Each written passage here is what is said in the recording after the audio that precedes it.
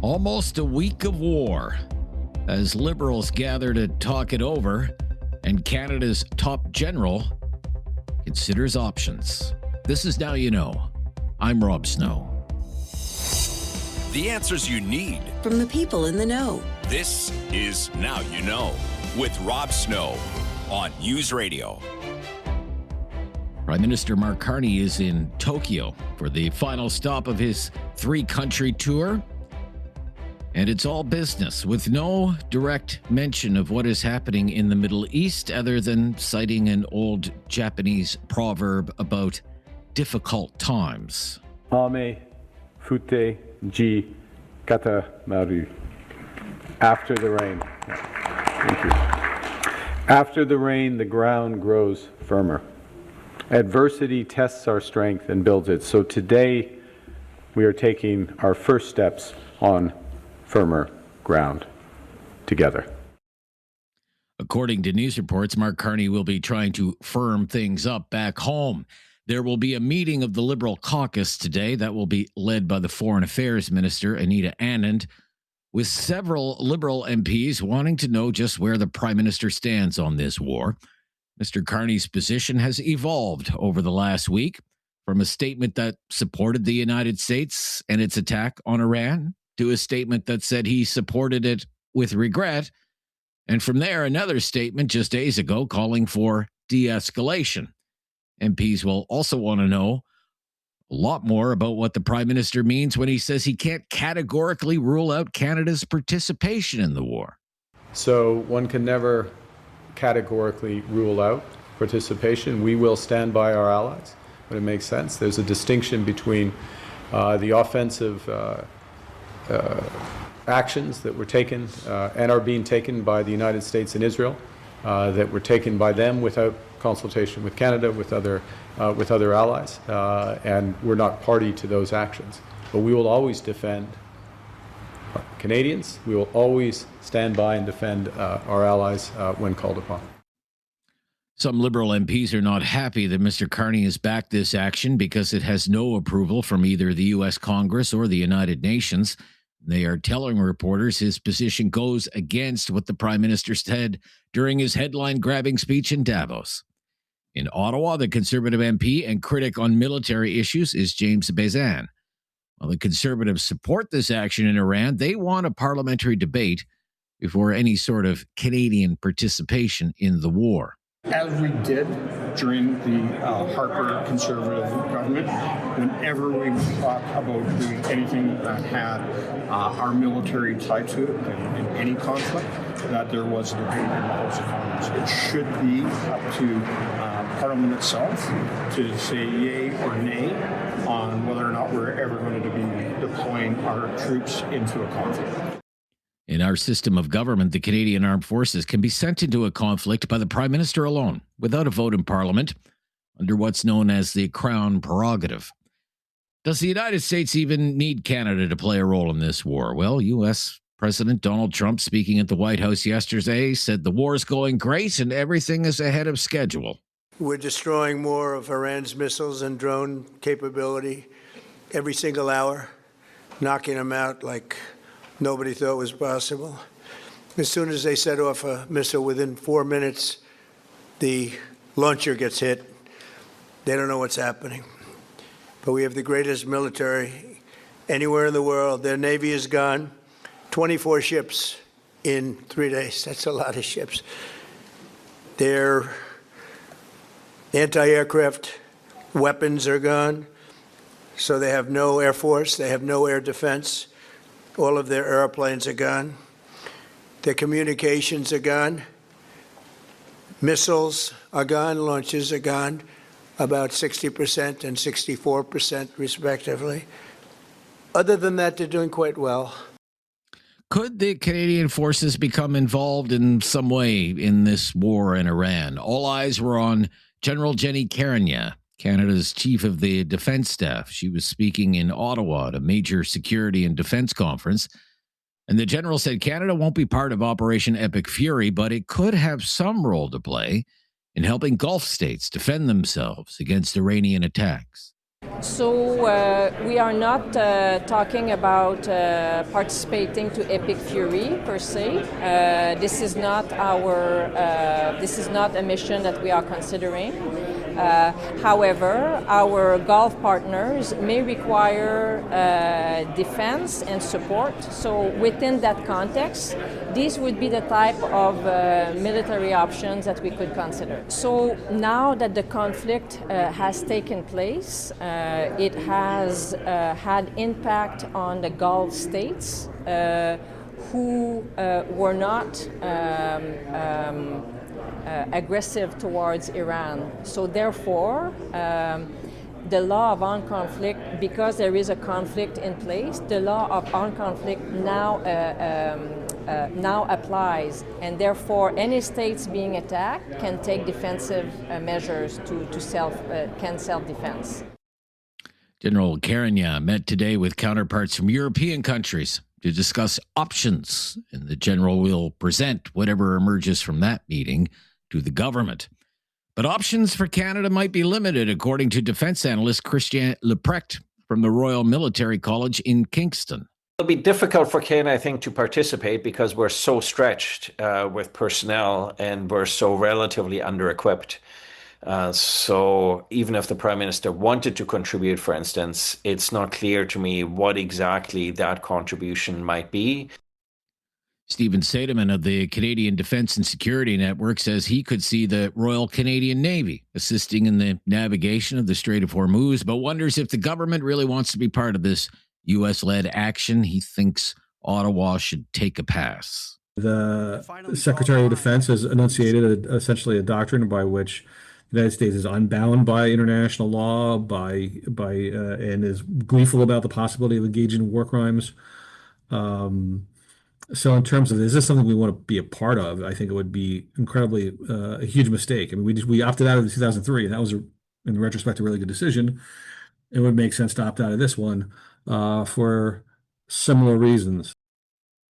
The House of Commons hasn't been in session this week. It's a break week for MPs, but they will get back to business on Monday. And at that time, the NDP plans to ask for an emergency debate on the war in Iran. I'm Rob Snow. This is Now You Know, and this is News Radio. Critical thinking is not dead. Now You Know with Rob Snow Returns on News Radio. With our expert in communications, crisis communications, political communications, branding, and leadership, Barry McLoughlin is the president of TLC, Transformational Leadership Consultants, with offices in Ottawa and Washington. Barry teaches at the University of Ottawa's Professional Development Institute and at Cape Breton University's Shannon School of Business. You can follow Barry on a Substack, listen to his podcast, and he joins us every Friday. And thanks for being back.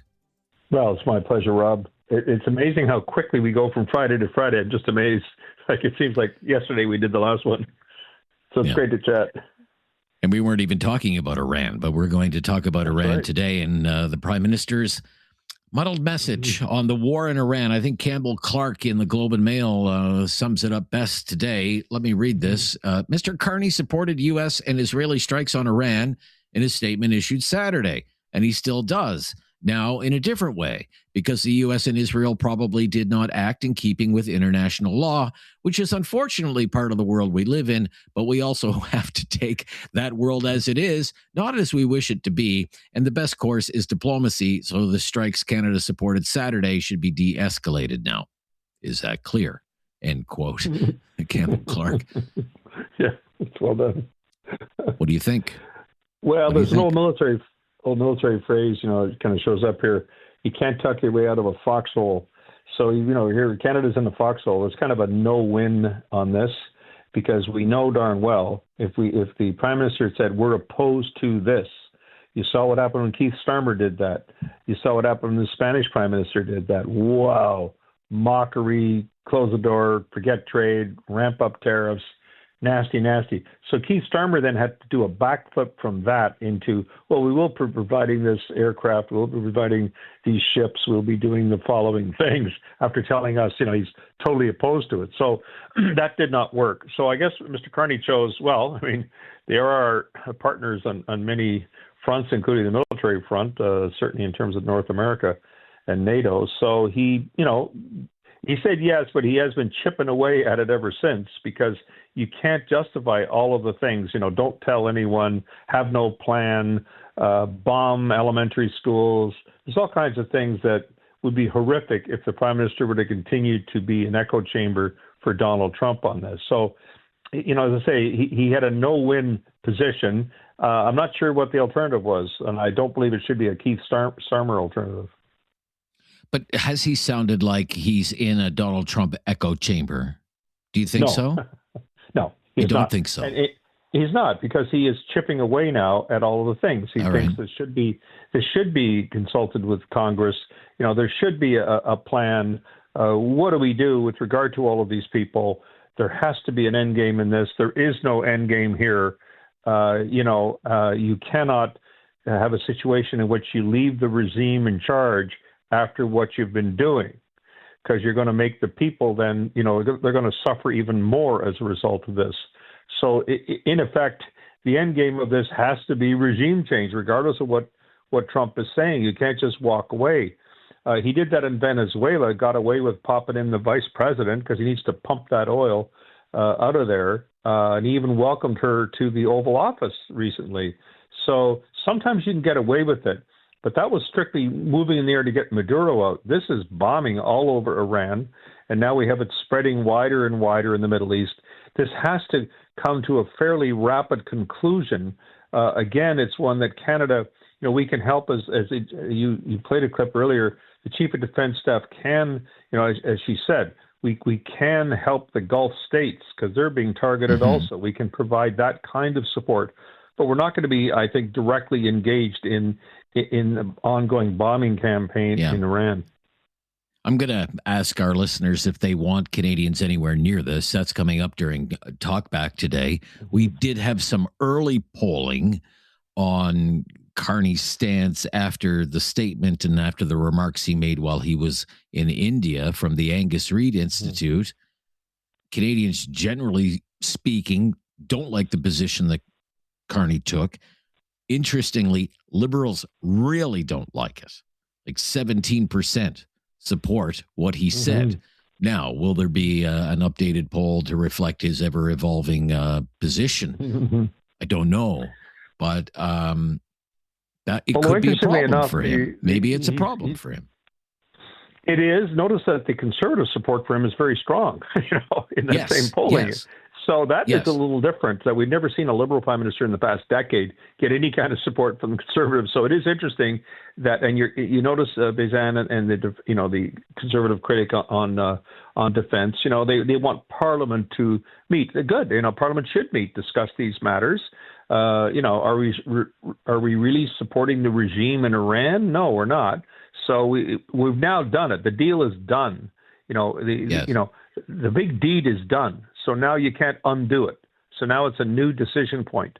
How can we lessen, mitigate, limit ongoing damage to innocent civilians throughout not just Iran, but the entire Gulf area, the Middle East? So this is, it's a huge problem. It's why most presidents decided not to do what Trump just did, because they knew the consequences of this is shocking, overwhelming, and Iran is incredibly well supplied in terms of military capability. So, oh boy, we're into it now. When we come back, as someone who spends a lot of time in Nova Scotia Barrie, I do want to ask you about Premier Houston's budget woes. Maybe the toughest test of his time during his time as Premier. I think this is what he's going through right now. Premier Tim Houston in Nova Scotia with the budget. Vows to stay the course. We'll be right back with Barry McLoughlin from TLC, Transformational Leadership Consultants, here on News Radio. Now you know with Rob Snow continues on News Radio. Back with Barry McLoughlin from TLC, Transformational leadership consultants. Let's talk about Premier Tim Houston's budget woes. He's making cuts to many, many community programs. It's going over like a lead balloon. Every day, there are multiple personal stories, Barry, very personal stories about someone who is getting the shaft, right, because of these cuts. Huge protest at the legislature in Halifax. Yeah. The crowd outside the legislature was so loud, you could hear it when the premier was doing his news conference inside the building. You could barely hear the news reporters asking the question. One of the largest protests I've seen in a long time in that city. He is unswayed. He will stay the course. How's he handling it? Well, issues management, again, is a problem. I mean, a sudden, we're pulling the plug, that's it. We've gone from X million to zero, cut, close. Boy, that's going to hurt right away. Giving a year heads up, we won't be having the funding anymore. I'm going to be able to save 25%. I can pay 25% of it. We can have one administrator and one this, but it's up to communities to get together a plan for how they can keep those very small museums going. They are important to tourism, so we're going to make our 25% contribution. But what is the plan? Some of those are great volunteer hours. They're for community members and so on, but they didn't even get a chance to do that. And, I know how painful it is. I've actually been to some of those I noticed on the video, I've been to a number of those small museums in Nova Scotia, and they are important to those small towns, those communities, and yes, to tourism generally. So it is painful. And people get angry at it, and they are darn right to say that the cultural industries are actually the most job-creating per capita than any other sector of the economy. I know this because I was involved in those for many years. And so this, he's taken the pain. Whether it ends up at the ballot box next election, I don't know. But I think what he's got to really, it's hard to make the case on deficit, but that's my mental calculator says a $1.2 billion deficit is probably $50 million in pure interest each year. And the old political saying is, today's deficit is tomorrow's taxes. So a conservative premier of Nova Scotia, progressive conservative premier, cannot be the tax-raising premier. He knows then you just destroyed your credibility. So he's in a box. He can get out of the box. He can find a reasonable compromise. And I think in this case, boy, once you inflame people like this, I think you got to listen to them and come back in with, another kind of remedy. You won't be able to return all that money, but you can certainly do something to help make it work. And so I think that's what he's got to do. All right. Thank you. Great to hear from you. All right, my pleasure. Barry McLoughlin from TLC, Transformational Leadership Consultants, joining us from Ottawa today. I'm Rob Snow. This is Now You Know. This is News Radio. Now You Know with Rob Snow continues on News Radio. Well, he's been minding Ottawa's business. Tom Korski is the managing editor of Blacklock's Reporter. Welcome back. Well, thank you, Rob. Yeah, good to hear from you. Well, let's talk about AI, artificial intelligence, and its the concern about job losses. Is it leading to job losses for government employees? Well, it's already underway in federally regulated workplaces. According to the Canadian Union of Public Employees, a petition to the Senate. And we know, for instance, Rob, there's at least one agency, the Weather Division of Environment Canada, that has talked about using artificial intelligence to translate its forecasts and weather warnings into both official languages rather than having staff on call. What did CUPE tell the Senate? They said layoffs are already underway, they said. The union was already aware of job losses in, for instance, members who did closed captioning for TV stations, medical transcriptionists in doctors' offices, clinics, hospitals, dispatch workers in hospitals, food service workers in long-term care facilities. Those are the ones they itemized and said it could be much more far-reaching. So it's already happening, Rob. Food service workers in long-term care facilities. Presumably, that would, I'm guessing, involve dietitians who are coming up with menu planning, which arguably, I'm not a computer guy, could be done electronically. All right. What is the government saying about its plan to deal with potential job losses because of AI? They've been very cagey. They use words like streamlining and efficiency and say no one will ever lose their job. If that's the case, then what's the point? Let's be candid, and certainly the Canadian Union of Public Employees has drawn the connection. But the Treasury Board has said, oh, we're all in on AI. It's great. It's new. All the cool kids are doing it. But we promise no one's going to lose their job because of it. Well, you can't get it coming and going. Yeah, it doesn't go both ways. And this is the government that has created a cabinet position to deal with this in Evan Solomon, of course, the former political broadcaster. But there was, the Parliament has been looking into this. It has a Human Resources Committee. It issued a report a few years ago. How is Canada doing in the adoption of AI? Well, they looked at private business and they said it was quite modest. For obvious reasons, it was untried. There was a nominal capital cost for some businesses, but you're taking a chance, and everyone, the majority of employers in our country are small and medium-sized enterprises. A lot of people don't know that. It's very, very common, very significant. Many millions of Canadians work for companies that have 5 employees or fewer. That's a fact. This is a nation of shopkeepers, proudly so. And they would be the last ones to try out new technology on some vague promise of efficiency or cost savings. The Commons Committee at the time found that the take-up was about 3% in the private sector in Canada. But that figure's 2023. It's already out of date. Right. All right, let's turn our attention to spending on national defense. It is a very hot topic right now in Ottawa. This week was the major CANSEC conference, all the big heavy hitters there talking about procurement and meeting defense targets. We have a target, 2% of NATO. We're supposed to hit it by now, and eventually it's 5% of GDP would be spent on the Canadian Armed Forces. How are we doing at meeting the first target, Don? They missed their target. Cabinet missed its target and then stopped talking about it, as if anyone would notice.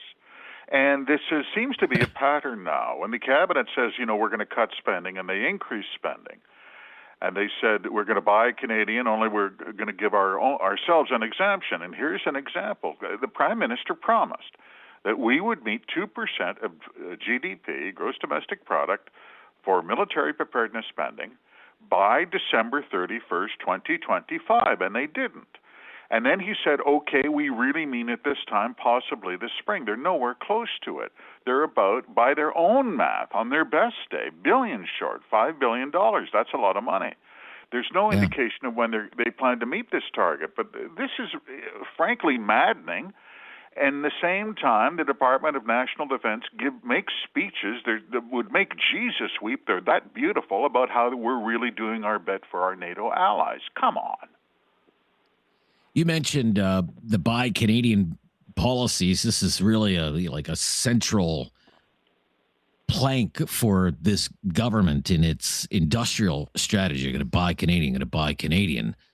There was a report this week from one of the think tanks that said buy Canadian is going to mean a lot more money, maybe $12 billion a year more for the government if you're only going to buy from Canadian suppliers. Maybe Canadians will be okay with that.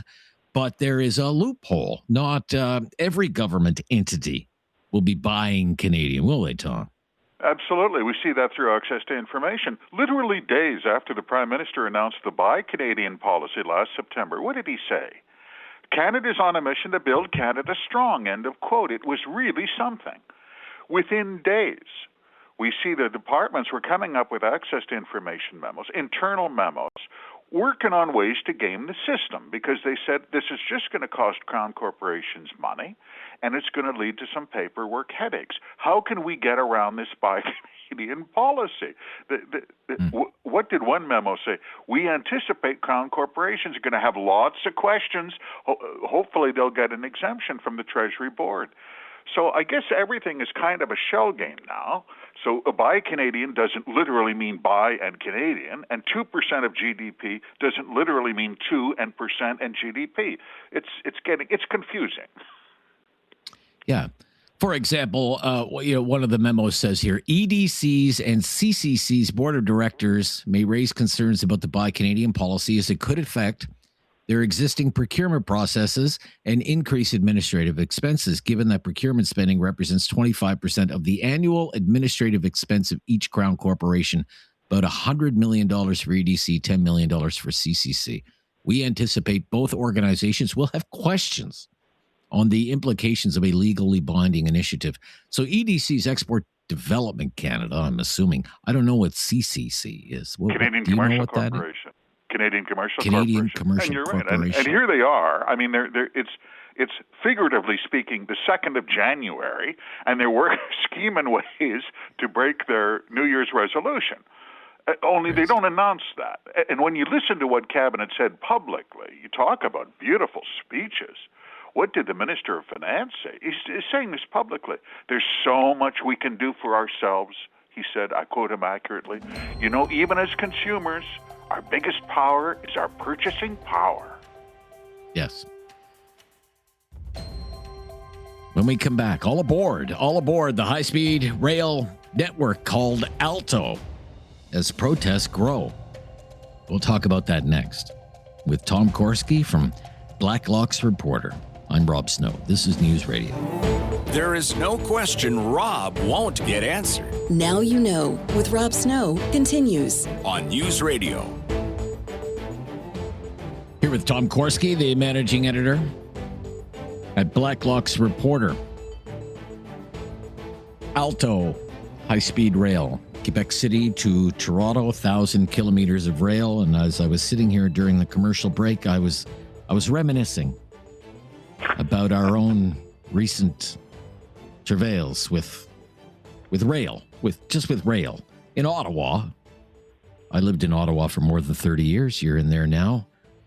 I remember we're going to do light rail in Ottawa. It's going to cost $600 million. And then it was going to cost $900 million. And then it topped $1 billion and people were outraged. In the end, for phase 1, we built the first phase and now they're on to the second phase. Still not done. All of these years later. It cost $2.1 billion. $2.1 billion. What did we get for $2.1 billion in your nation's capital? 12 kilometers of rail. Honestly. And a tunnel. A 2.5 kilometer tunnel under the downtown core. And the trains and the maintenance yard. The stops. But it was $2.1 million. It was $175 million a kilometer. So I hope it's not the Ottawa ratio, the Ottawa light rail ratio for Alto, because then if it's 1,000 kilometers, you're talking about a price tag of $175 billion. Now, right now, the estimate is 60 to 90 billion, right? 60 to 90 billion for this high speed. What's a $30 billion swing one way or another? But people are starting to take notice, Tom. And opposition is growing to it, I think. Staggering cost. One of the MPs whose riding is included on a suggested route, Scott Reid, Conservative, 9-term MP from Eastern Ontario, has started circulating petitions tabled in the House of Commons. He got 5,000 signatures in the first 3 days, up to about 8,000, 7,000 signatures right now. And this is to stop it dead in its tracks.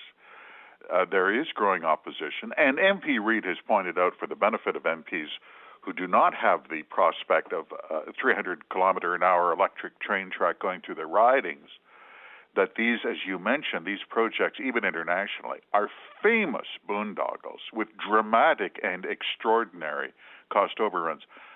Rob, if we had a balanced federal budget, there would be questions about this.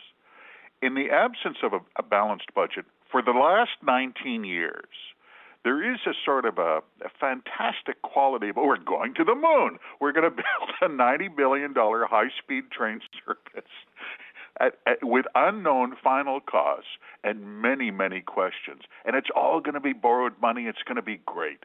You know, everyone knows this is going nowhere, but it's going to die slowly. Oh, really? Okay. What I find interesting is this is Scott Reid has been around, as you say, 9-term MP. He's not a fire breather. He's a very thoughtful person. So when he raises concerns like this, I think it's worth paying attention to somebody. He doesn't speak just for the sake of hearing his own voice, as a lot of them do. No. Yeah, very in buttoned Ottawa. down MP. Absolutely. Very buttoned down. I agree. So this is an interesting story that you have about the independence movement in Alberta. They were trying to start a party, get accreditation from Elections Canada. What happened?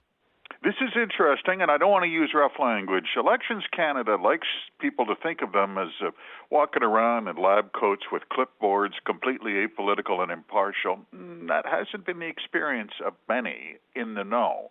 Here's an example. Some organizers out of Medicine Hat, Alberta, wanted to register the Alberta First Party for the next federal campaign.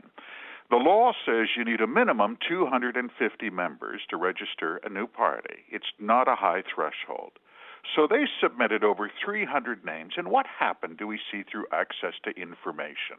Elections Canada, without telling anybody, decided to contact all the people who were on their list who wanted to register the party. Problem, there was a mail strike, and many of the people on the list didn't get the Elections Canada letter. When they didn't reply, Elections Canada struck them off the list until they came well below 250 and said, "Too bad, tough luck, Charlie." Problem, the Elections Canada admits, we see in their internal documents, they've registered other parties before that didn't meet the 250 threshold, including my favorite, Stop Climate Change. It's difficult not to conclude, Rob, that they wanted to give these guys the gears. Yeah, the fix was in. Yeah, that's interesting. All right, let's end on this. Where's the money going, you ask? Well, it's going to pay the Department of Employment for hiring a consultant to do what, Tom, exactly? Teach staff how to write. You must learn to concise sentences, use proper vocabulary. Don't forget grammar rules. Rob, this is my favorite. This is when Cabinet says it wants to cut down on consultants. This is my favorite since there was that agency that hired a consultant literally for tips on how to stop spending money on consultants. It's classic. I love that. Yeah, that's a good one, Tom. Yeah, let's hire a consultant to teach employees how to write. Think they'd know that already. All right. Thank you, Tom Korski. Bye-bye. Thank you, Rob. Speak to you next week, Tom Korski, managing editor at Blacklock's Reporter, minding Ottawa's business. Aren't you glad someone is? I'm Rob Snow. This is News Radio. You have questions Now You Know with Rob Snow has the answers. on News Radio. Well, it has been a week of ever rising gas prices all across the country. In Nova Scotia, the gas price is usually set once a week by a regulator, but there can be exceptions through what's known as the interrupter clause, and that happened twice this week. So the price of gas in Nova Scotia shot up 15 cents a liter this week, and the average price across the province, 152.7. A week ago across Nova Scotia, the average price was 137.1. So that's an increase of more than 11% in a week. In Kitchener-Waterloo, gas going for on average 146.9. A week ago, it was 132.9. So that's a jump of more than 10% in a week. And in Calgary, gas prices averaging $1.42.9. A week ago, they were 130.5. So that's an increase of 9.5%. As for gas prices in other Canadian cities, Montreal, remember, Quebec still has its own provincial carbon tax. Don't ask me why. They just love paying high gas prices, I guess. 163.9 for gas in Montreal. In Toronto, it's 146.9, nearly 20 cent a liter difference. 154.2 in Charlottetown, 147.4 in St. John's. Winnipeg, the place to be, I guess, for cheaper gas, 136.9 in Winnipeg. Not so in Vancouver. Great city, if only anyone could afford to live there. $1.80. And premium is more than $2 a liter. The average price for gas across the United States right now is $3.25 a gallon.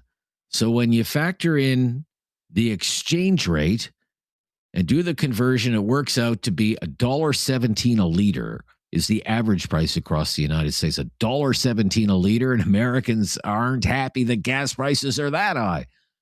Imagine if they lived in Vancouver. As for the oil price today, my gosh, we have $92 oil right now. 92.10 for West Texas Intermediate on the futures market. It is up 11% on the day. Up 13% on the day, pardon me, up more than $10 on the day. $92 a barrel for oil. Today is March 6th. On this date in Canadian history, in 1834, York was officially renamed and incorporated as the city of Toronto. At the time of incorporation, had a population of just over 9,000 people. Today, Toronto's metropolitan area is a population of more than 7 million, and Toronto proper, the city of Toronto, has a population of more than 3 million. And also on this day in 1925, 12,000 Nova Scotia coal miners, mostly in Cape Breton, went on strike against the British Empire Steel Corporation when the company demanded wage cuts and longer hours. It was a strike that turned violent. And on June 11th, 1925, a coal miner in New Waterford named William Davis was shot and killed by a guard hired by that company. It triggered riots and protests. So on this day and to this day in Nova Scotia, June 11th is Davis Day. It's not an official holiday, but a coal miner would never work on that day. This day in history. This is News Radio. It's time to talk back. On Now You Know with Rob Snow. Call now. And have your say. 1-833-668-2577. Welcome to Talkback. 2 hours of debate and discussion on the big issues of the day. It's a Friday free-for-all today. We have some topics, but we would prefer you to take the lead on Fridays. We always have a few topics ready to go. But on Fridays, you can pick a topic and we'll do our best to roll with it. We want to know what's on your mind. What's on your mind today? What do you want to talk about? You want to talk about something that's been in the news? Well, there was no shortage of news this week. My gosh, what a week in news. The week flew by. If you want to talk about something you think should be in the news, you feel free to raise it here. Whatever it happens to be, serious, not so serious, we have a phone line for you. All of our phone lines are open right now at 1-833-668-2577. That's 1-833-668-2577. And as always, an appeal to first-time callers. If you have never called us before, love to hear from you today. Just mention that you're a first-time caller to Curtis, and we'll make your call a priority. That number again, 1-833-668-2577. The war. I must ask you about the war today. I must know where you stand on any kind of Canadian participation in this war. What is acceptable?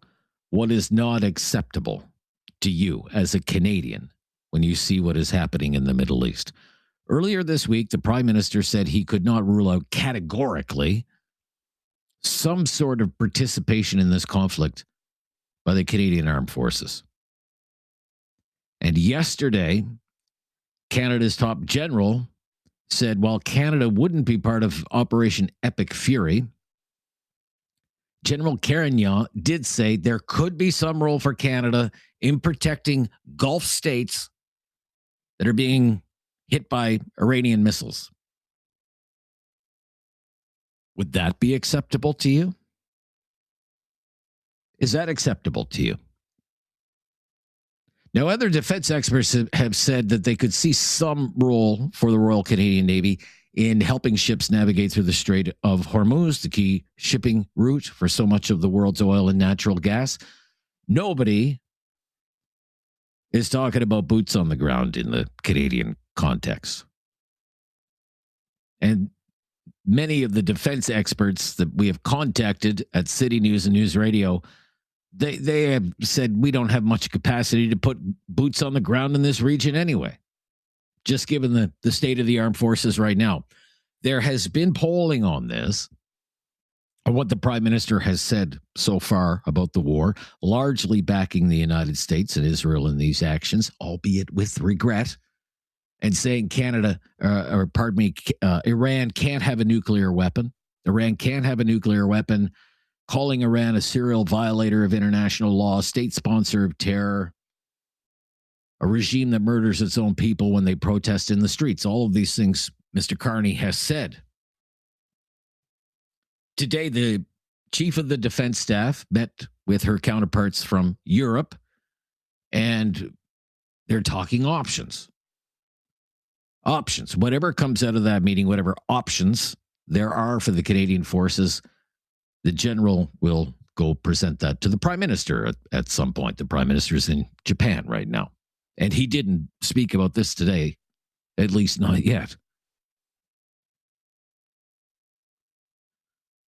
What would you think if Canada in any way became involved in this war in Iran? In any way? What would be acceptable to you for Canadian military assets? Would it be acceptable if they were used to defend other countries in that region, Gulf states, that are under attack by Iran? Would that be acceptable to you? Would you accept that? Would you be okay with that? Could you stomach that? Or do you want Canada to play no role at all? Just stay out of it. Because there are those who are saying, look, these attacks by the United States and Israel did not have the blessing of the United Nations. And in Washington, the Congress didn't approve this. The president just went ahead and ordered it. So there are those who think that means it's an illegitimate war. And it could become a real mess. And they think Canada should have no part of it. You can bet that the government is doing polling right now. It's doing its own polling. It's probably conducting its own focus groups. And it's trying to figure out what would be acceptable to you, given the extraordinary events of the last week. I would like to have that debate right here today with you and learn more from you about where you stand. Should Canada have any role in this war at all? Would you approve of Canada helping defend countries in the Middle East that are being attacked by Iran? Would that be okay with you? Because those seem to be the two options that are being considered right now. No role, or we send some ships there to defend countries that are being hit with missiles by Iran. What would you say? 1-833-668-2577. Please call. Please join the discussion. You can start one of your own. It is the Friday free-for-all. I'd really love to have your take on that one, though. Should Canada have any role in this war? Stay out of it. Help defend countries in the Middle East being attacked by Iran? Just what should we do? What should we do? What should our leaders do here? 1-833-668-2577. I'm Rob Snow. All the lines are available right now for Talkback on News Radio. Have something on your mind you want everyone to know? Call now. Hello. 1-833-668-2577. It's Talkback on Now You Know with Rob Snow. So again, it's Friday Free for All Talkback. We do that every Friday. I'm kind of keyed in on this topic. Would you approve of Canada helping defend countries in the Middle East that are being attacked by Iran, or should Canada have no role to play in this war whatsoever? That's one question that we're asking today on Talkback, but you can take it in whatever direction you want to go in. Edward is in Halifax today. Hello, Edward. Hi, Rob. How you doing? First time calling in. I love the show. Well, thank you so much, Edward. What would you say? With regards to Canada being involved in a Donald Trump war that has no legitimacy other than he wanted to do this, the Americans currently are experiencing something they've never seen before. And I'll draw your attention to the THAAD's missile defense system. Each site is $500 million. The Iranians have knocked out the two in Syria and the one in the QAE and Saudi Arabia. So Donald Trump was just on the news talking to the Iranians. I think the Americans are about to learn this is not a controllable situation. But with regards to Canada being involved, I guarantee you Mark Carney is not going to get involved in Donald Trump's war. I just wanted to make the observation because I know you asked it what the opinion was. That's my opinion. Okay, well, I would just suggest to you, sir, to listen to the chief of the defense staff. Curtis, can you pull up that clip of Karen again that we played about an hour ago? She is saying we could send assets there to defend Gulf countries that are being hit by Iran. Let's play that, please. Can you play that?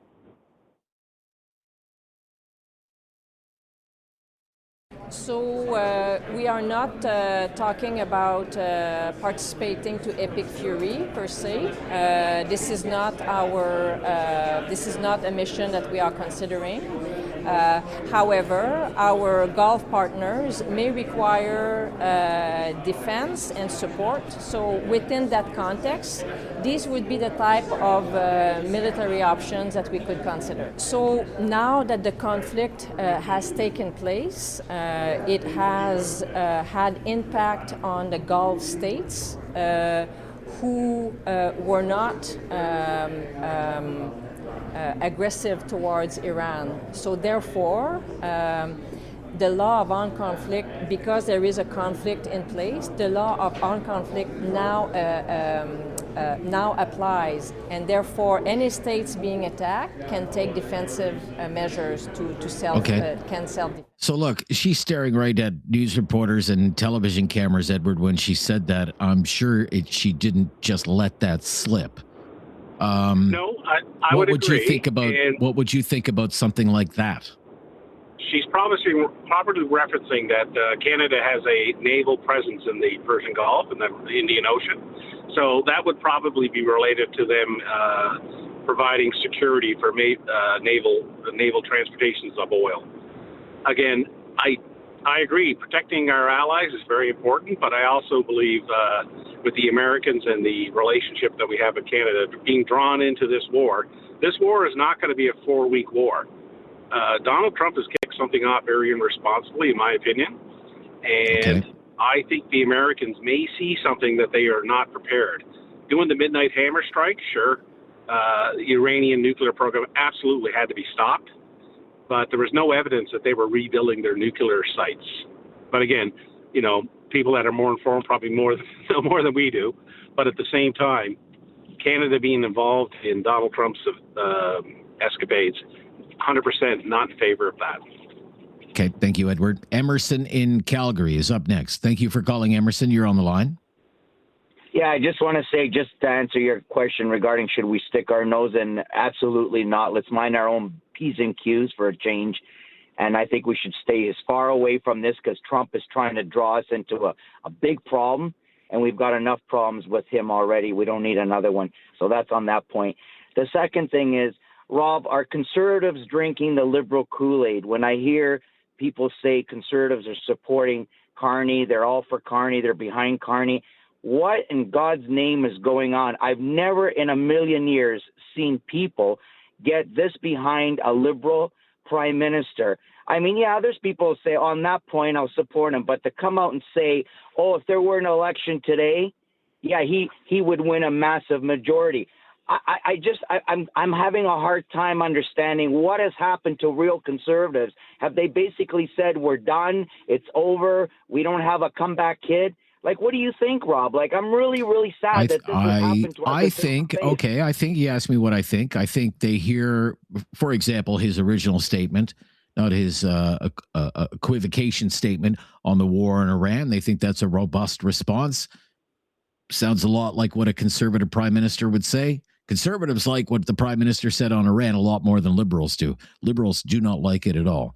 They look at the prime minister. Okay, he lowered the carbon tax. He's cutting income taxes, still running a big deficit, but a lot of that is because of defense spending. And he's cutting the size of government. So robust foreign policy, no carbon tax, lowering income taxes, massive increase in defense spending, and he's going to cut government jobs. All things conservatives would typically support, Emerson. That's what I think is going on. You asked me what's going on. That's why he has his party, and I think it's more of a Carney thing than a liberal thing.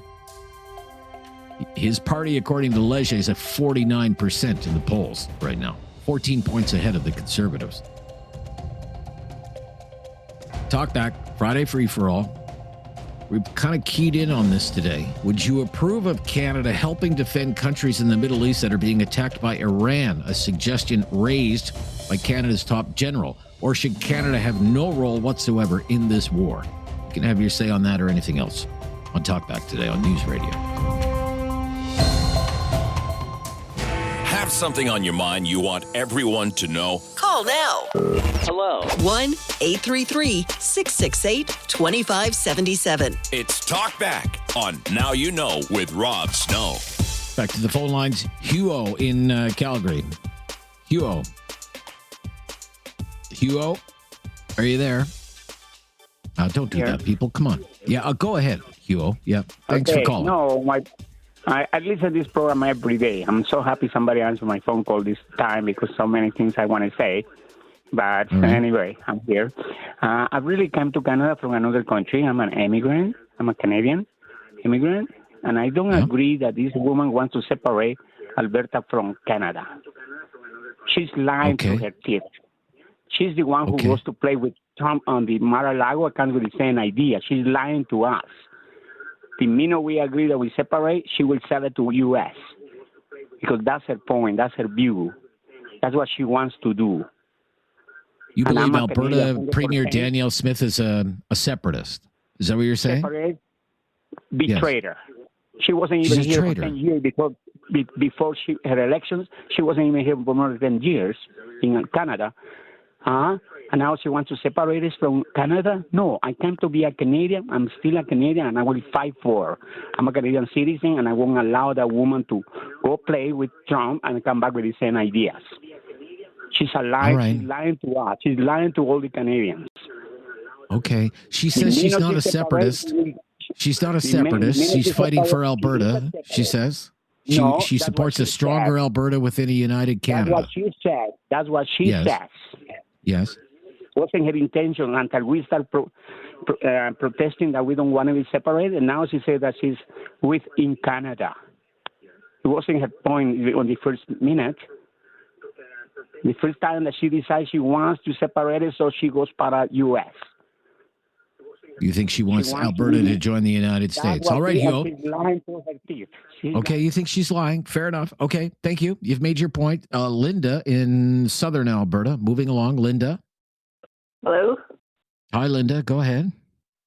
Yes, on Canada going in, I think if it's within the UN decisions, if it's part of a UN decision to go in and help support, fine. But not just because somebody else has asked. I think it would work within that. That's the only thing I would be acceptable for. The only other question I had for you, and I wish you maybe could figure it out someday, on the salaries that MPs and MLAs and everybody else in government gets, and the increases in wages that they're supposed to get this year, some from $10,000 up to $17,000. Wow. I would like to see, a show on what they make and what their expenditures are. What percentage of the government budget goes to their salaries? Okay. All right. Well, in the case of MPs, a typical MP who's not a cabinet minister makes, I think it's $206,000.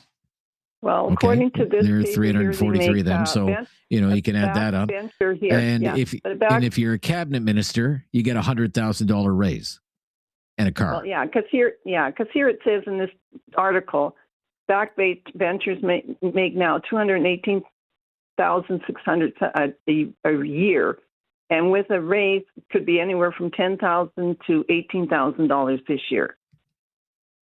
In the Alberta legislature? Well, it says members of parliament. Oh, members of parliament. Okay, members of parliament. This is from the Canadian Taxpayers Federation. I see. All right. And then it says the Governor General herself makes like $400,000 a year. Oh, sure. Yeah, and $130,000 a year for clothing expense. As far as I'm concerned, the Governor General is just a head, right? Representative of the British government. But so why do we even have her? Has to have a certain regalness to her, doesn't she? She's the king's representative. You should see the house she lives in. And they have another one in Quebec City that's really nice. Be right back. This is News Radio. Have something on your mind you want everyone to know? Call now. Hello. 1-833-668-2577. It's Talkback on Now You Know with Rob Snow. Yeah, Friday free-for-all Talkback, but we are asking, would you approve of Canada helping to defend countries in the Middle East that are being attacked by Iran, sending ships there, what have you? Or should Canada have no role to play in this war whatsoever? 1-833-668-2577 or whatever else happens to be on your mind today. Doug in Kitchener. Thanks for calling, Doug. Hi, Rob. I'm kind of wondering what kind of an appetite we might have to be involved at all, considering how Mr. Trump belittled what this country did in the Gulf War. Afghanistan. Yeah. In that part, Afghanistan, I'll go for. What am I thinking? Thanks. Anyway, I just think we have no stake in this, to tell you the truth. Not with the way things are between the two countries. However, some of the countries that are being nailed, if you will, or being attacked by Iran some of them have to be. Maybe I'm wrong. Are fellow members of NATO, and even if they aren't. I really think that we should be involved in helping with security to keep them safe. It's just a human thing to do. That's my opinion. All right. Thank you, Doug. Let's go to David in Nova Scotia up next. David, first-time caller, David. Thanks for calling. Yeah, no problem. Thank you very much. Enjoy your show. Thank you. I think people are missing the point here. Maybe your first caller, Andrew, about not getting involved, and great question today about getting involved. And I think we all have to keep our fingers crossed that a NATO country doesn't get bombed again. As you know, there was a bomb in Turkey, which really didn't go over well. And if a NATO country gets bombed, there is a clause in there in the NATO policy that you bomb one of us, we all start defending. Yeah, so you attack one of us, you attack all of us. Article 5, I believe it is, the NATO Charter. Yeah, it's Article 5. And I think to answer your question, there's only one way to answer your question. Do not bomb a NATO country, or this is going to be a nightmare. I'm sitting here in Nova Scotia, watching the news like everybody else, and hoping that another bomb doesn't land on a NATO country or two more countries. Iran has bombed, 10, 11, 12 countries. Yeah, a dozen or so. Yeah, outside of NATO. Is that smart? Are they thinking? Are they just staying away from NATO? But if they get stupid enough, I'll use that word, and bomb a NATO country or two NATO countries, this is not going to be good. And I think that's where Canada gets involved. Right now, Canada is involved in helping to do what they can to the countries for assistance and aid, which we're probably number one country in the world for. And that's what we did in the past.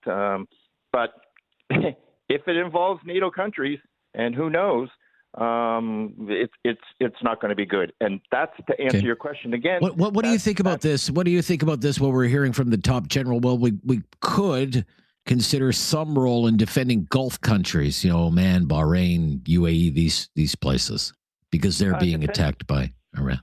Well, I think that remark was to defend or help Gulf countries is not in a way to send a warship or missiles or send troops on the ground there. I think that has to be more clarified, which it will come to. So I don't think we have to jump to conclusions that comment means we're automatically going to send. And we're a naval base station right here in Halifax. This is the main East Coast Canadian Navy here. Of course. There's a lot of people in the forces live here, and the large helicopter base here, so on and so forth. So I don't think that comment means that we're going to send our military there to defend. I think we have to hold off on that and see. But I'm more I'm not too much worried about those comments. Right. As a more cautious. It's a missile hitting Turkey because Turkey's a part of the NATO alliance. I understand what you're saying. Thank you, David. Yep. Good point. Paulette, also calling from Nova Scotia. Hello, Paulette. Hello. I don't think Canada should get involved in this war. That's something Trump started. I guess Israel too. We shouldn't have no part in it. I'm sure a lot of Americans probably wish they weren't part of it, but they are. We don't want our men going over there and getting killed. My husband, he's dead now, but he was a serviceman, and I wouldn't want that. We're a peacekeeping country. We give food and, help in that way, but not fight somebody else's war. Trump wanted to annex Canada or take Canada over. He wanted to take Greenland over. Come on.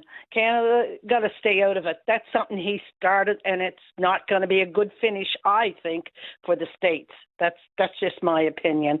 Okay, that's all I got to say, and thank you for listening. Yeah, thank you. Bye-bye. We're not just I would just say we're not just a peacekeeping nation. We have a proud history of military accomplishment and rising to the occasion when needed, whether it's Passchendaele or Vimy or the Somme or D-Day or Korea or Afghanistan. I would just add that to your remark, Paulette. Let's go to, where are we going next? Is Sam still there? No. Kaleo, am I saying that? Because I think I usually say your name wrong, but let's try that. Kaleo? Yep. Hi there. You're on the air. Go ahead. How's everything? Everything's fine. Yeah. What's your opinion? Okay.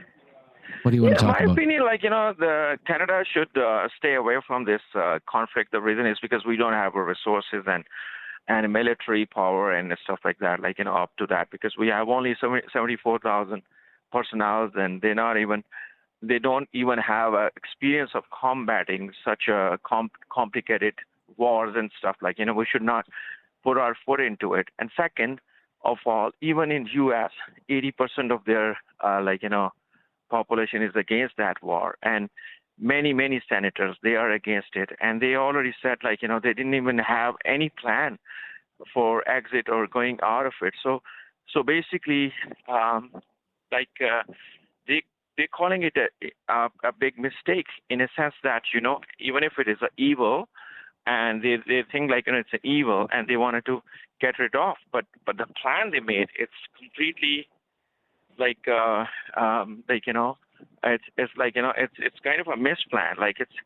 It's not even well planned, and that's why they're getting a lot of hiccups. And now they're trying to make sure that other people, they should involve into it. Other countries and other countries should put their step into it. So then it's going to be a huge mess, because then they are involving everyone else, which is not everyone's problem, right? All right. I would just dispute that, the Canadian military doesn't have experience in fighting on the battlefield, sir. We were in Kandahar. We were there about a decade in the nastiest of the nasty in Afghanistan, and a lot of blood and spent a lot of blood and treasure in Afghanistan. Let's not forget about that, okay? Thank you for your call. 1-833-668-2577. Friday Free for All Talkback. I think we've cleared the lines. Flying through the calls today. Let's load them up again and get your take. It's wide open today, but we're really focused on the war, if you want to comment on that. This is News Radio. Have something on your mind you want everyone to know? Call now. Hello. 1-833-668-2577. It's Talkback on Now You Know with Rob Snow. Friday Free for All. The war is a hot topic today.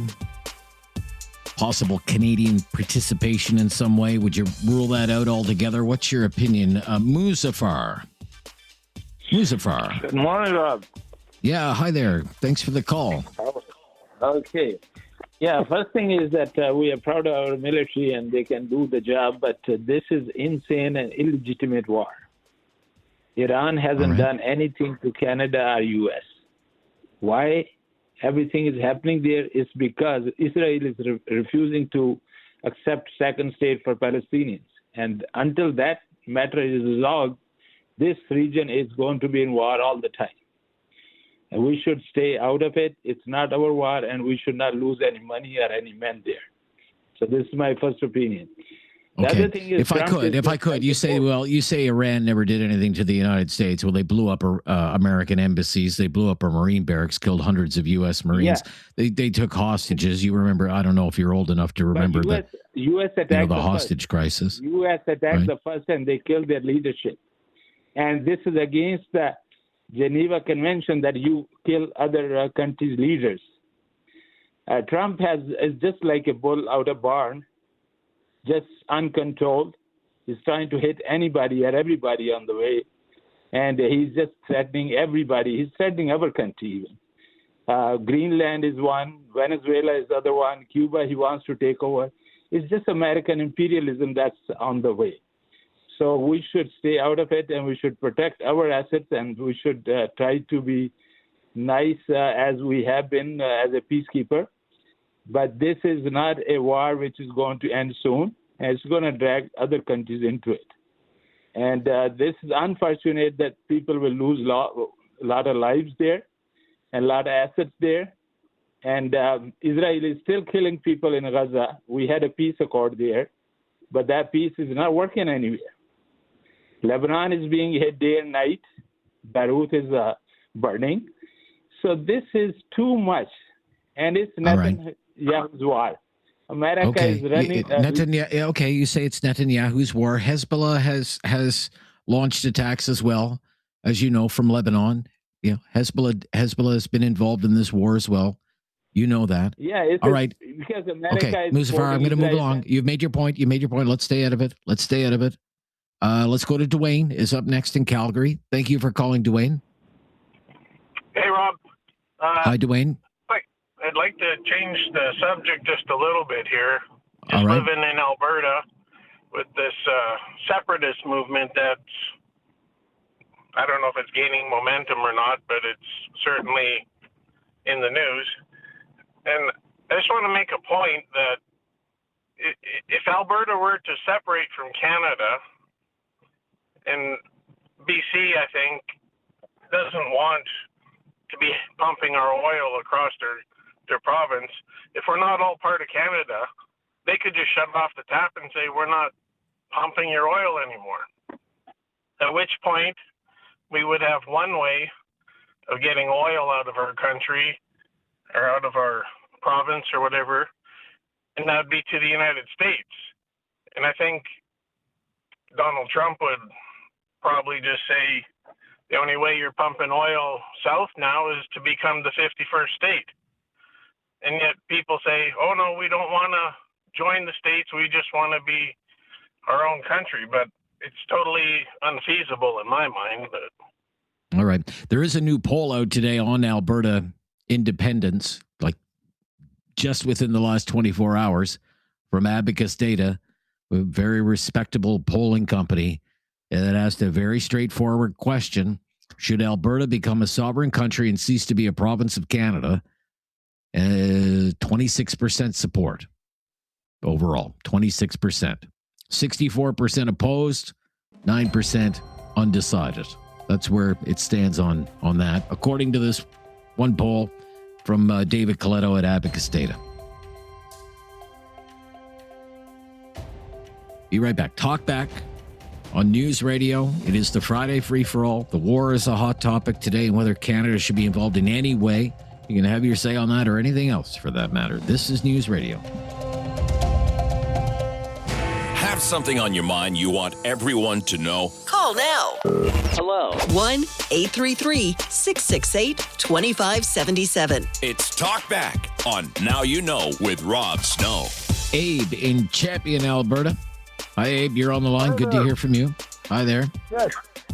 You know, I listen to a lot of callers. There's a lot of confused objectives that they're voicing. All the United States is doing is defanging an evil monster. That's the military in Iran. And that is about time somebody did that. Good on you, Trump. Good on you, Netanyahu. And good on you, our prime minister, for supporting that, even though he doesn't want to support it. But the point is, Iran is finally going to be defanged. to get them to stop their military from being an aggressive military and to stop the nuclear program. Once that's done, the people will be left alone in Iran. They can go do their own thing, but their attitude has to change. And that is good, and I do nothing but applaud. And if our military has to go in there and help, good. If NATO has to go there and help, good. But that objective, it's about time that happened. That's my opinion. All right. That's you're in the minority on that one, Abe, today. But welcome the opinion anyway. Let's go to Mark is up next. No, Sarah, pardon me. Sarah is up next. Hello.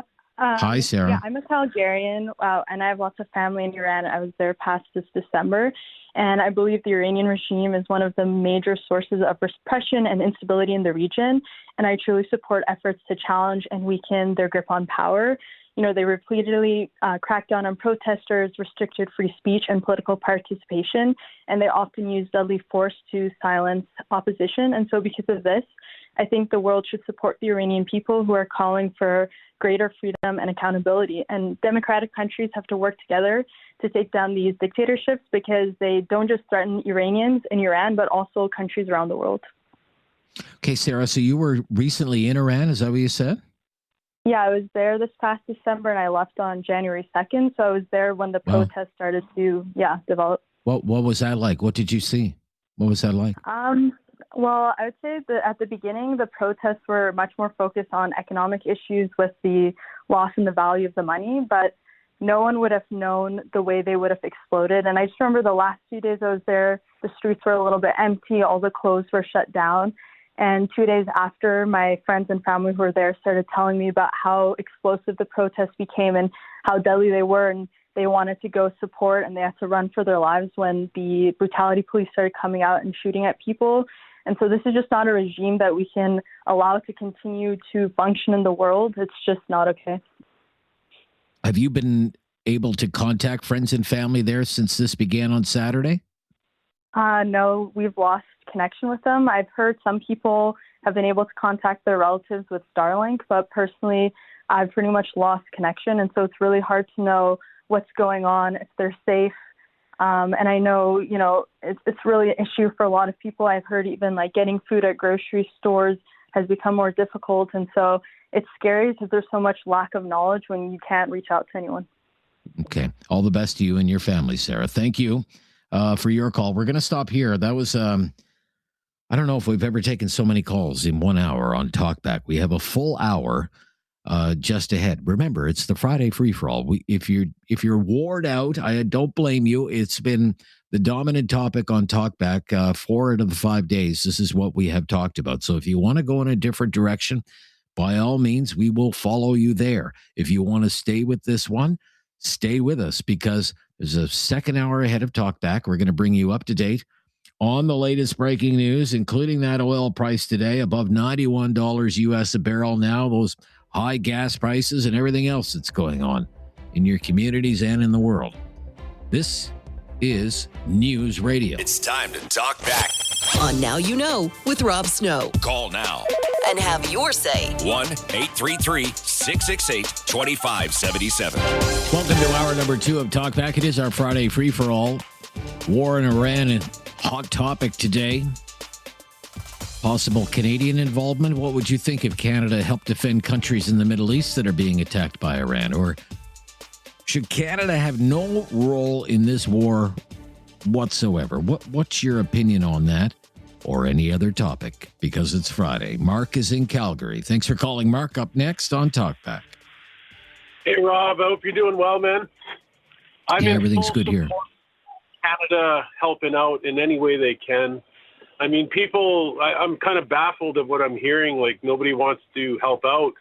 But they're helping out Ukraine, and Ukraine's done nothing for Canada but take money. This Iran war is very important. I agree with Sarah, and I think it was Gabe, with all their points. It makes the world a safer place getting rid of the Ayatollah and Hamas and all that stuff. So I think it does need to happen for sure. Okay, I'm wondering why you view Ukraine in such a different light as you view Iran. Why do you view that conflict in Ukraine?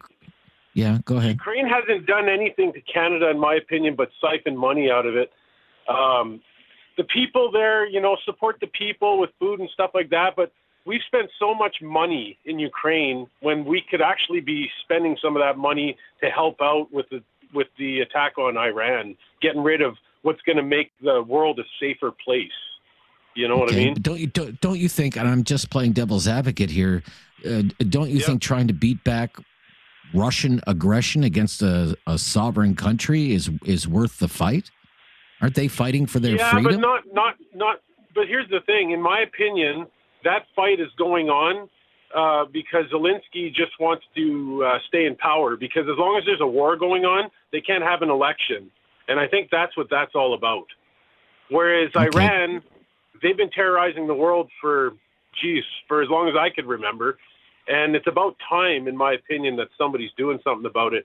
And I really didn't like the comment that Carney made. First, he comes out and he says we're in support of Israel and U.S. on Iran. And then the next day he says we're in support with regret. Well, come on, man. Like, you're either in it or you're not. Like, make up your mind. This support that you have for trying to defeat Iran, just how far does that go?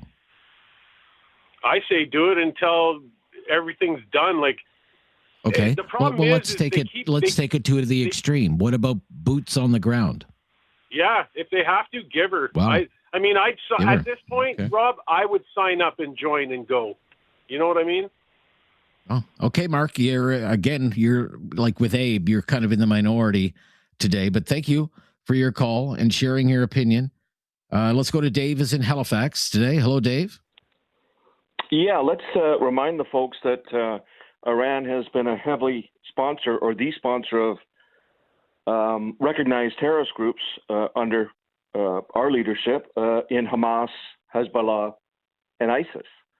And they've been providing weaponry, munitions, IEDs that blow off limbs.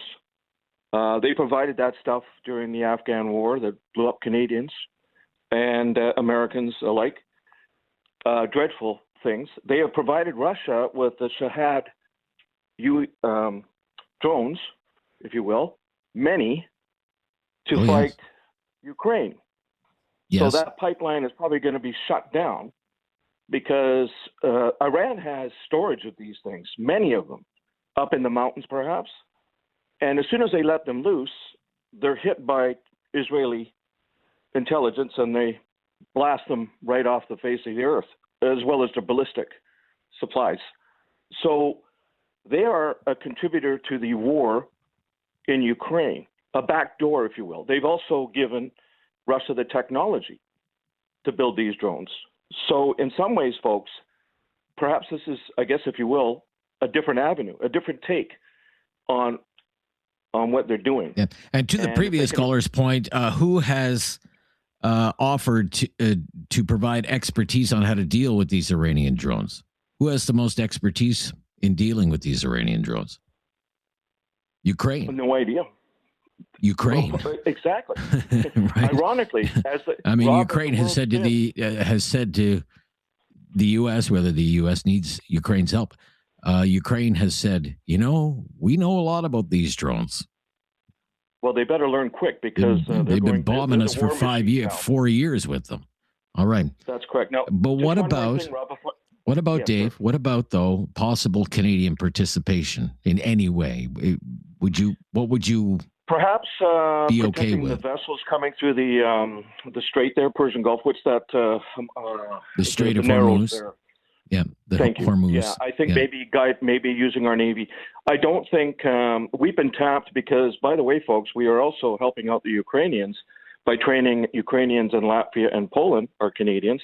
We provided them armored vehicles, Ukraine, by the dozens, and $25 billion since the start of the war. So we are, in some ways, involved in a war. How much we have left in the tank, I don't know.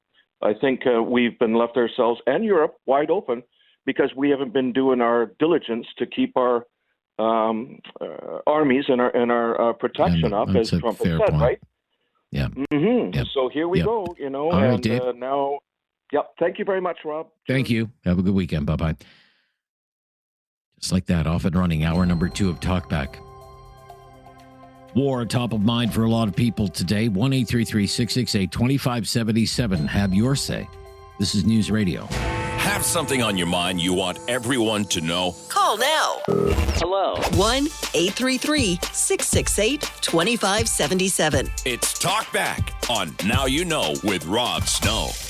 To Kitchener we go for just the second time today. Sharif is there. Sharif. Hey, good afternoon, Rob. How are you? Yeah, very good, Sharif. All the better for hearing from you. What's on your mind? Good. I have a question, Rob. You know, that's how it works in democracy, right? We have to listen to each other, right?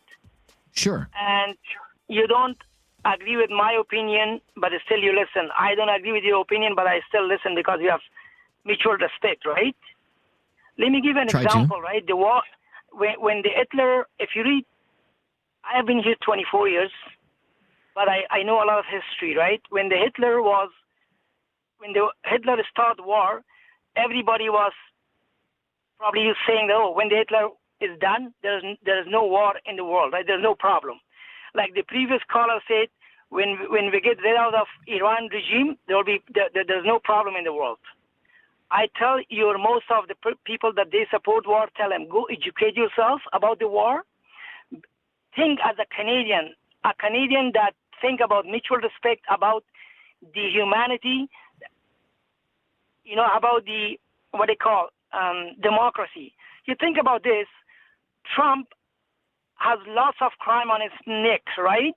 And he has Epstein record, whatever. And he is above the law, right? So nobody care about that.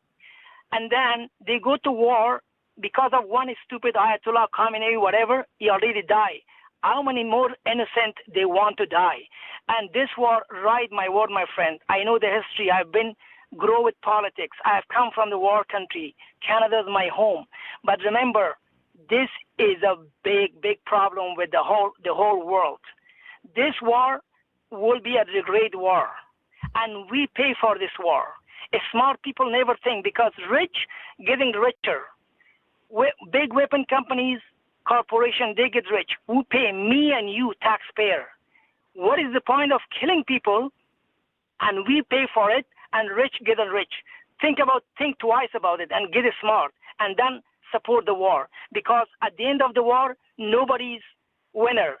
Second World War, First World War, who was the winner? Nobody. Both sides lost so many, right? And do you think the war is done? The problem is solved? No. That's how the world's going. But it doesn't mean because of 1-2 guy, you have to go destroy, hold the world, hold the country like Gaza. Does that make sense? Okay. I appreciate your point of view. You would say after World War II, who was the winner? Well, I would say, we have to think. Canada paid a heavy price in the defeat of fascism. I would say there was a winner there in the defeat of fascism. Wouldn't you agree with that? Exactly. That's what they think. Because let me think one thing. If Donald Trump, most people against liberal in Canada, right? But it doesn't mean that somebody go, God forbid, go kill the prime minister. Nobody likes Trump, but it doesn't mean 60% of people, the world, 80% doesn't like Trump, but it doesn't mean that we should go bombard the United States because of Trump. It doesn't make any sense, man, Already 160 students die in that school, all girls. And just on the number is more than 2,000 people died. Imagine how many people are still under those concrete rubble, and nobody care about those, right? And one thing, remember, Iran doesn't. I don't care about Iran, but the reality, Iran doesn't have nuclear. If it would have, trust me, it will be a whole explosion in the world, because the amount of things they put on nuclear, if they put bomb in it, it's going to blow up. Common sense. They don't have that. You remember that, right? My word. This war is a big chaos, big problem. We're going to pay. Big problem, big chaos. Okay, Sharif, I've got to move along because I've jam-packed phone lines from the moment we started Talkback today. I appreciate your point. Don't agree with everything you're saying, but thank you for calling and sharing your opinion. Robert in Calgary. Hello, Robert. Calgary? In Calgary. That's Hello. You, Robert. Yes. Okay, yeah. Thanks for taking my call. And I'd like to say you got the best show in Canada right now. That's very kind of you. My opinion, my opinion about the sending troops in Canada, I'd like to remind everybody that when Canada sent our troops in Afghanistan, can you imagine sending troops in the desert with green uniforms? Oh, yes. You know? Oh, yes, like, sir. let's say you're walking in the desert and, oh, there's a bush. No, that's a Canadian. Shoot. Yeah. That's basically what it was. Tragic. So to go sending Canadians out there with what? Pellet guns or slingshots? God knows what they have nowadays in Canada, because we're barely protecting. Actually, we're not protecting the north of Canada at all. So if every day I try to listen to your show at least for 30 minutes. And I tell you, you got the best show because you have people with knowledge who's calling you and really giving you proper knowledge of what you're talking about. Okay. And you got the ones that's right and the ones that's wrong, but at least you're fair with everybody. Well, thank you. Thank you for your call. Thank you. I would just remind you, just on this point about our military capacity, there was a report that the defense correspondents, the two best defense correspondents in the country, Murray Brewster at CBC News, who used to work for the Canadian Press, and David Pugliese from the Ottawa Citizen newspaper. It was an internal report on just how dilapidated the military hardware is in this country. And it was just, it was quite an eye-opener of a report that basically half of all the equipment in the Canadian Armed Forces is unavailable and unserviceable. That's kind of where things stand right now. Not with our men and women in uniform, but with the equipment, the tools that we give them to operate. So this is why we are discussing what capacity do we even have to contribute in a meaningful way to this conflict, and should we? Should we? 1-833-668-2577. This is News Radio. Have something on your mind you want everyone to know? Call now. Hello. 1-833-668-2577. It's Talkback on Now You Know with Rob Snow. Yeah, it's Friday Free for All Talkback. The war and possible Canadian involvement in that war has been the big talker today. But if there's another topic that's on your mind, you feel free to raise it here, okay? 1-833-668-2577. The phone lines have been jammed for about an hour and a half now, but we have gone through the callers so fast that we actually have, 5 lines available right now. Why don't you grab one? I'd love to hear your opinion. What a week. Robert in Calgary is up next. Robert, hi there. Hello. I guess that's two Roberts from Calgary today. That's two Roberts from Calgary and a Robert from Quebec. Yeah, that's me. Anyways, I heard this guy just a couple callers back talking about boots on the ground in Iran. I'm just going to point something out. The Americans have not won a major war since World War II. They've won a few small ones. They lost Vietnam. More recently, they lost Iraq, and then they lost in, against the Taliban. Afghanistan. Well, they withdrew from there. Yeah. The yeah, and, it was withdrawal because they were losing. But the result is that the American military for boots on the ground has a very bad record. Iran is 3 times the geographical area of any of those. It has a more mountainous, rugged terrain to fight in. It has it has 4 times the population, and there's a lot more armaments in Iran. I don't believe that the Americans could defeat the Iranians on the ground. Easily from the air, as far as air can go, but nobody wins wars from the air. So what do you think is going to happen then? You hear the administration, this will be over in 4 to 5 weeks. Maybe a little longer, but 4 to 5 weeks. if it's going to be over in 4 to 5 weeks, it's because Donald Trump declared victory and went home no matter what's going on. But if they get entangled with a ground war with the Iranian forces, it's going to be years, and they're going to be in a lot of trouble because that, as I say, they aren't a major air power, so the Americans can defeat them in the air, but that's not how you win a war. You think they've got to go in? I don't believe they can do it. You think they've got to go in, and if they did go in, they wouldn't win anyway. And you believe, I don't want to put words in your mouth, that if it doesn't end in 4 to 5 weeks, I mean, are you talking Iraq, Afghanistan all over again? It gets to right for the next 4 or 5 weeks, they're going to concentrate on the air war. But if we go to the point where they decide they got to put boots on the ground, there's big trouble coming because Iran is no slouch. Okay. Thank you. Thank you for your call, and thank you for your opinion. I mean, maybe, you're raising an important thing that we've talked about earlier in the week. I mentioned this, I believe it was on Monday. Americans went into Afghanistan after 9/11. They were there for 20 years. And the Taliban is running that place now. And they're warring with Pakistan on the border. Combat role for the Americans in Iraq more than a decade. We helped get rid of Gaddafi in Libya. There was a decade of war in Libya after that, and it still doesn't have a functioning government. Syria, 14 years of civil war. 4 to 5 weeks? Have something on your mind you want everyone to know? Call now. Hello. 1-833-668-2577. It's Talkback on Now You Know with Rob Snow.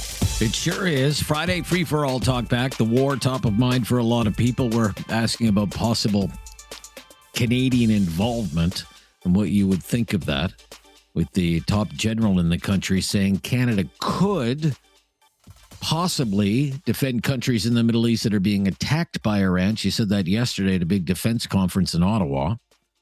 I'd like to know what you think about that, or whether you think Canada should just stay out of it. Have no role whatsoever. Sean in Kitchener. Thanks for calling, Sean. Good. How are you today? Yeah, very good, Sean. What's your opinion? What do you want to talk about? Well, let's sort of cover that war thing.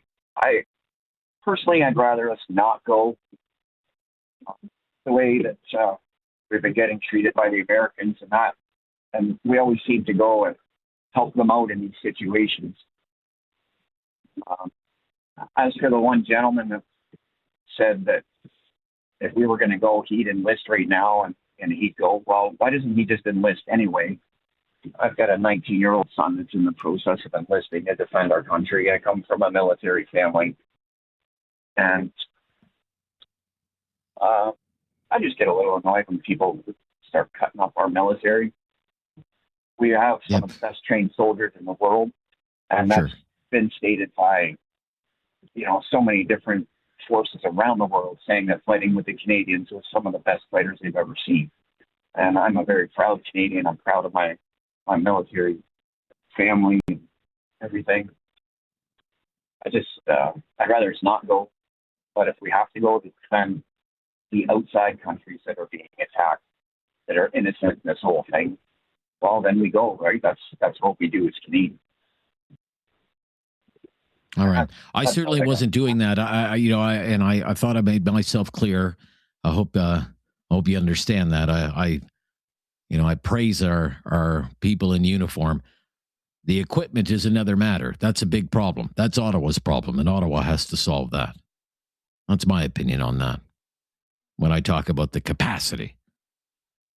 Yeah, like we have some of the best trained soldiers in the world, but we have the biggest amount of garbage equipment that there is, but we get the job done. So that's all I got on that today, Rob. All right, Sean. Thank you. Yeah, I mean, I mentioned this internal report that the media got its hands on it a couple of years ago. I just dug it up in my archive. 45% of this was as of 2024. Do you really think the situation's improved? It's probably just more decrepit. 45% of the Canadian military's equipment set aside for the defense of Europe faces challenges and is considered unavailable and unserviceable. With the Air Force In the worst shape of all, 55% of fighters, maritime aviation, search and rescue, tactical aviation, trainers and transport considered unserviceable. The Navy not far behind. 54% of frigates, submarines, Arctic offshore patrol ships, and defense vessels are in no state to deploy. Okay, more than half. The Army fared slightly better. 46% of its equipment was considered unserviceable. Almost half.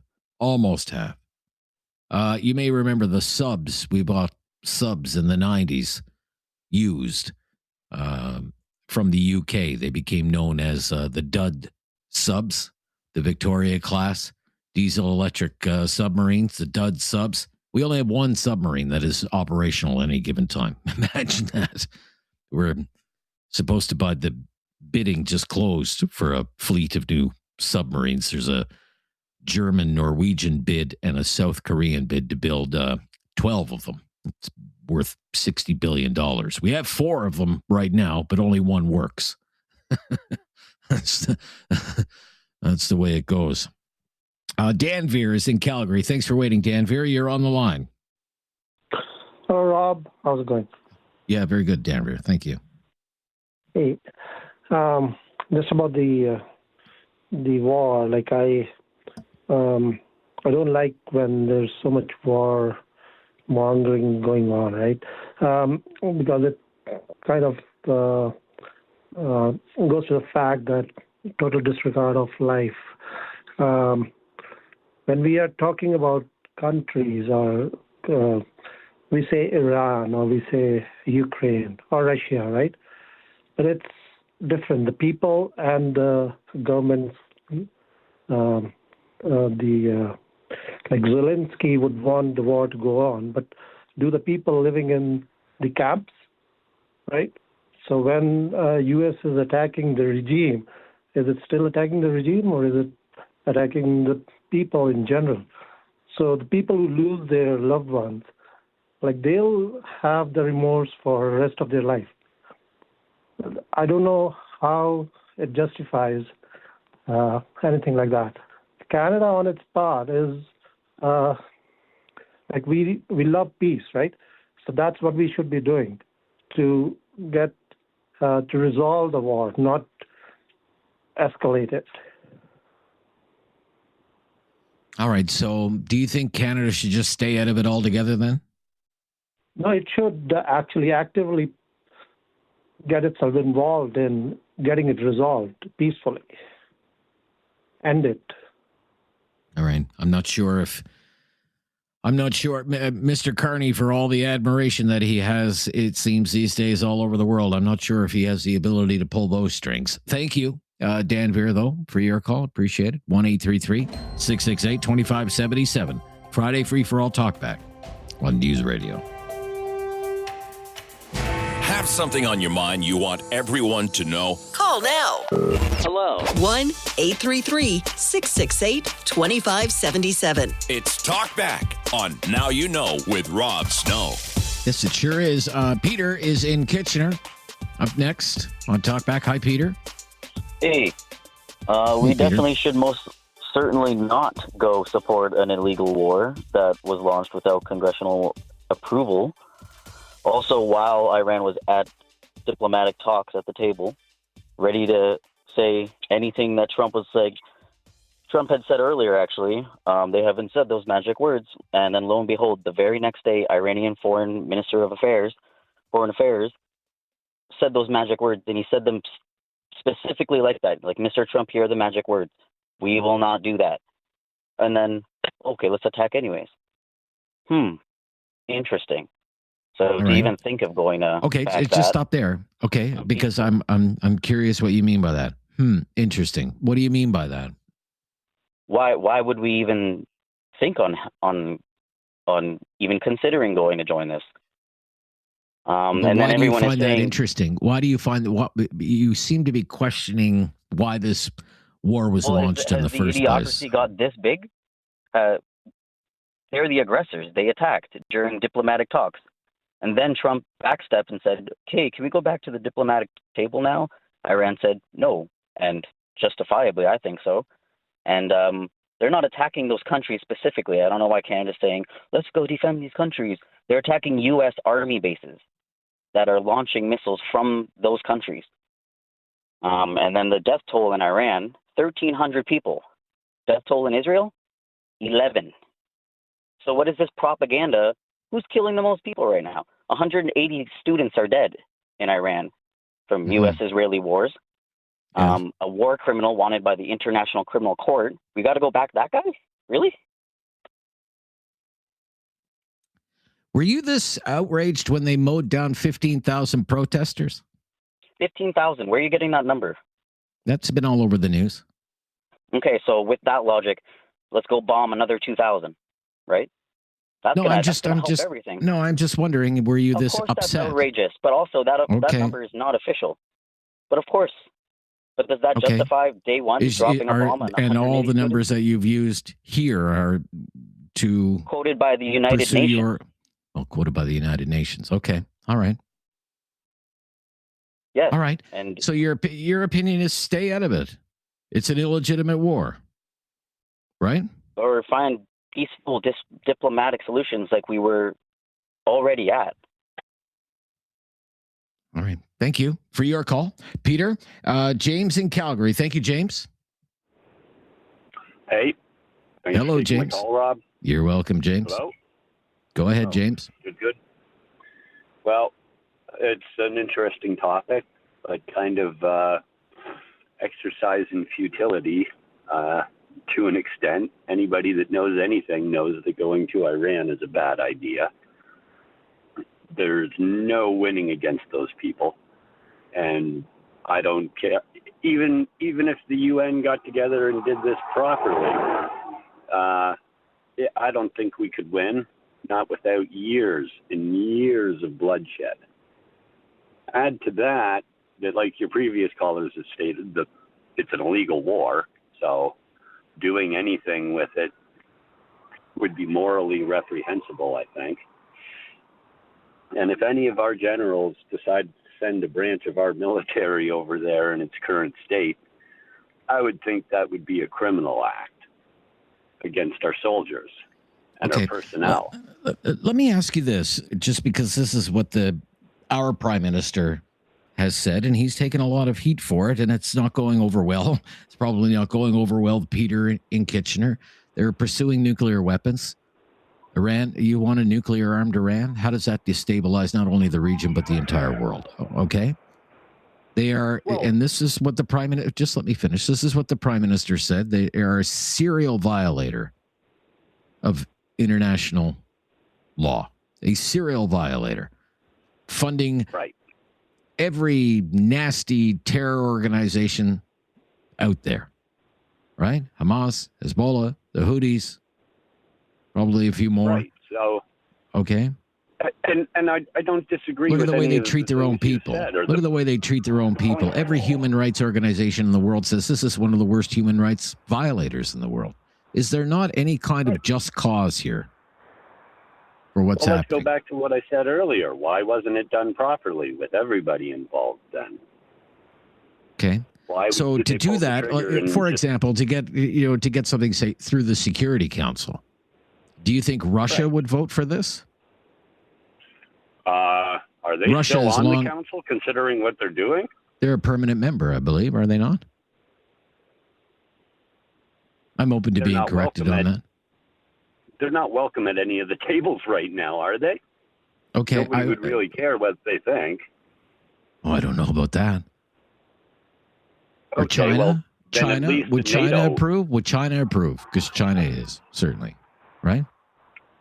Like, could you get a vote through the Security Council? Well, you should have at least tried before just going over there. And there should have been an attempt. Should have been an attempt. Okay. All right. Yeah. No, I'm just curious because, Mr. Carney is a liberal prime minister who has said these things. Not that they've proven popular, but the program needs to be destroyed. I'm all for that. However, if the Iranian people aren't going to force the change themselves, I don't think the outside world is going to make it happen.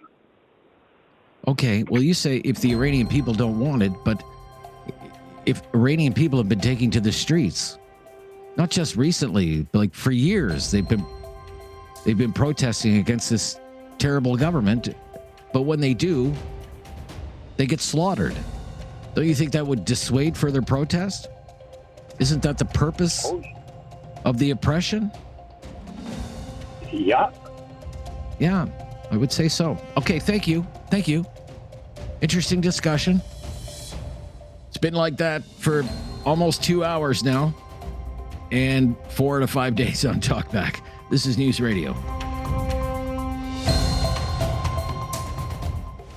Have something on your mind you want everyone to know? Call now. Hello. 1-833-668-2577. It's Talkback on Now You Know with Rob Snow. You know, sometimes the callers, they plant these seeds of doubt in my head. For example, like James, is Russia still on the Security Council? Yes, I fact-checked myself during the commercial break. Russia is not only on the Security Council, it's one of the 5 permanent members of the Security Council. United States, UK, France, China, and Russia. Permanent seats and veto power. That's why I was wondering, could you get a vote through the Security Council? Derek is in, where is Derek? Southern Alberta, is that right? Derek. Hello, Derek. Hello, how's it going? It goes, sir. With or without me, it goes. Derek, what's on your mind? Excellent. I just wanted to touch on something a caller had made a point about a little while ago about the kind of distinction between Iran and Ukraine. For one, just to mark on what Carney had said about possibly supporting over there, I think there's a big distinction between boots on the ground in Iran versus taking a defensive stance for the neighboring countries, which is a lot different than active direct involvement in Iran and basically attacking Iran. I won't delve too much further into that. The only thing that really bothered me, I suppose you say, is this idea that Ukraine is, siphoning money out of Canada, and Zelensky wants nothing but power and is perpetuating a war to stretch that out. I think that's borderline ignorance. This war was started by Russia, which is an aggressor. I agree with you, sir, but you know that's increasingly as this war goes on, and it has been $23 billion over 4 years. That's increasingly becoming a popular opinion in this country. Sadly, I would say. I agree, and there's by no means am I saying we don't have our own problems here. We have an affordability crisis. There are some very, very acute problems that Canada needs to deal with here at home. But in some sense, supporting sovereign nations in the face of tyranny is the Canadian. It's part of our identity, and it's one thing to not feel comfortable with that, knowing that we have problems here at home. It's another to say, Ukraine is full of corrupt politicians looking only to stretch this out for their own personal benefit. All right. Yeah, I'm with you on that.